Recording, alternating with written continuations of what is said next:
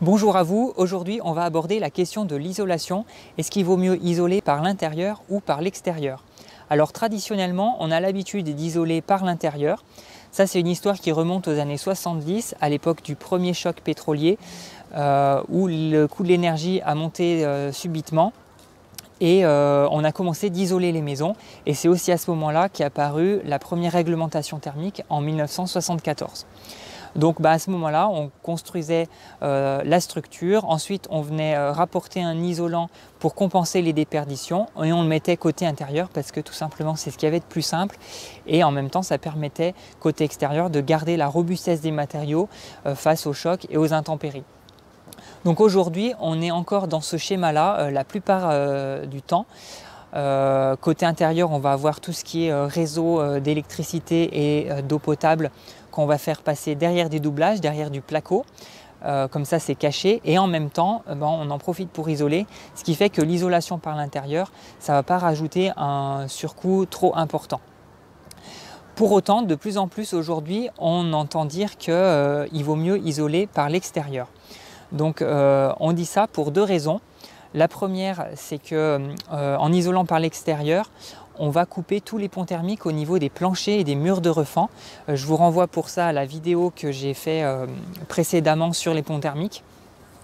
Et l'autre avantage, c'est qu'on va bénéficier de l'inertie des murs qui du coup seront côté intérieur et participeront à la stabilisation de la température intérieure. Donc ça, c'est une notion qui est aussi importante pour le confort. Et c'est ce qui fait que dans du neuf, globalement, c'est assez pertinent d'isoler par l'extérieur. C'est comme si on venait recouvrir l'ensemble du bâtiment par un manteau continu, assez performant. Donc pour vous donner un exemple, dans une maison passive, presque systématiquement, on est sur une logique d'isolation extérieure.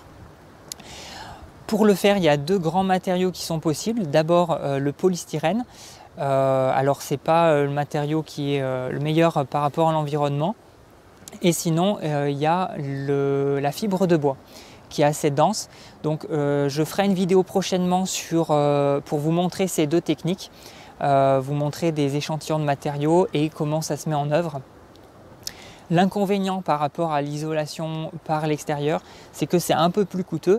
Et puis si vous avez des balcons, il va falloir leur prévoir une structure indépendante pour qu'ils ne soient pas rattachés à la façade et qu'ils ne viennent pas percer l'isolant.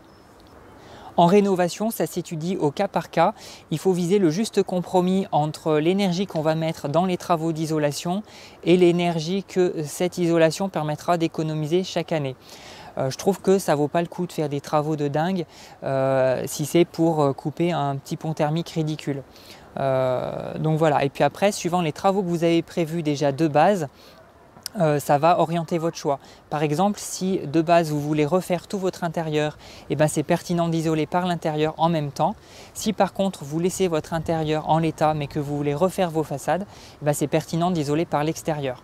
Maintenant, si vous faites les deux en même temps, intérieur et façade, ou si vous aviez prévu ni l'un ni l'autre en particulier, ça se regarde de plus près suivant plusieurs critères. Donc là, moi j'ai le cas en ce moment d'une maison sur laquelle je suis en train de travailler. J'ai commencé par faire le calcul du linéaire de pont thermique dans un cas et dans l'autre. Et je me suis aperçu que si on est en isolation par l'intérieur, on aura 25 mètres linéaires de pont thermique qui correspond à des refends, des murs de refend et des cloisons. Et par contre, si j'isole par l'extérieur, j'obtiens 125 mètres linéaires de pont thermique, donc 5 fois plus, qui correspondent à toute la périphérie de la dalle, toute la périphérie de la toiture, où on aura des ponts thermiques, et la jonction entre les murs de refend et le sol. Donc ça m'a conduit à dire à mes clients, pour la raison de l'économie d'énergie, ce n'est pas pertinent dans votre cas d'isoler par l'extérieur. Maintenant, il y a d'autres critères aussi à prendre en compte, et là notamment celui de l'inertie. En l'occurrence, là, si on isole par l'intérieur, on a quand même de l'inertie suffisante dans la maison grâce aux murs de refend qui permettront de stabiliser la température correctement. Autre point qu'il faut regarder, c'est la qualité architecturale. Si vous avez des jolies façades, par exemple avec de la pierre, de la brique, des encadrements de fenêtres ou des modés nature, des corniches ou tout autre type de décoration de façade, peut-être que vous n'aurez pas envie de venir cacher tout ça derrière un isolant. Et peut-être même que vous n'aurez pas le droit, si vous êtes par exemple dans le périmètre d'un monument historique. Moi j'ai eu le cas sur la rénovation d'une grange qui a été labellisée passive. On était à moins de 500 mètres d'un château et on n'a pas pu du coup isoler par l'extérieur.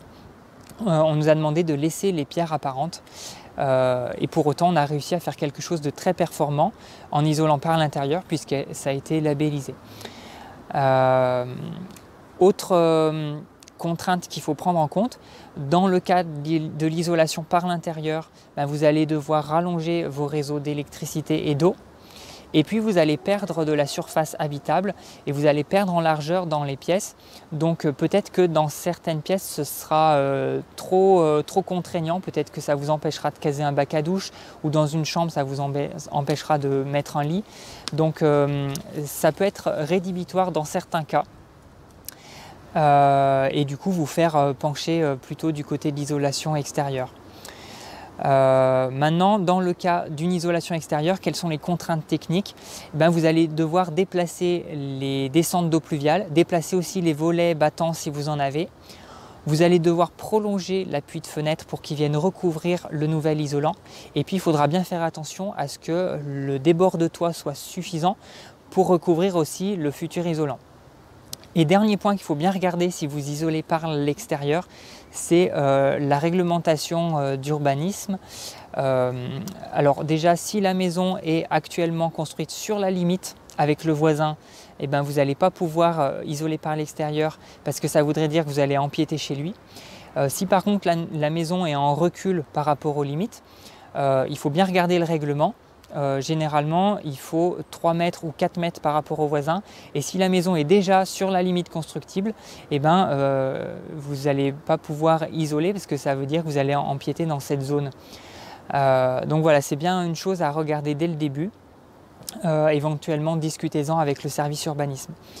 Voilà, donc globalement, vous l'aurez compris, sur une construction neuve, c'est pertinent à mon avis d'isoler par l'extérieur. Par contre, c'est un peu plus coûteux.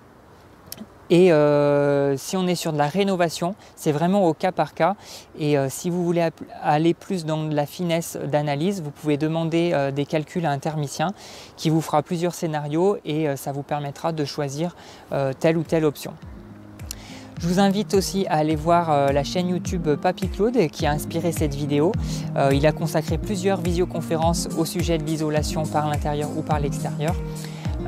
Voilà, je vous souhaite une très bonne journée et je vous dis à bientôt. Ciao!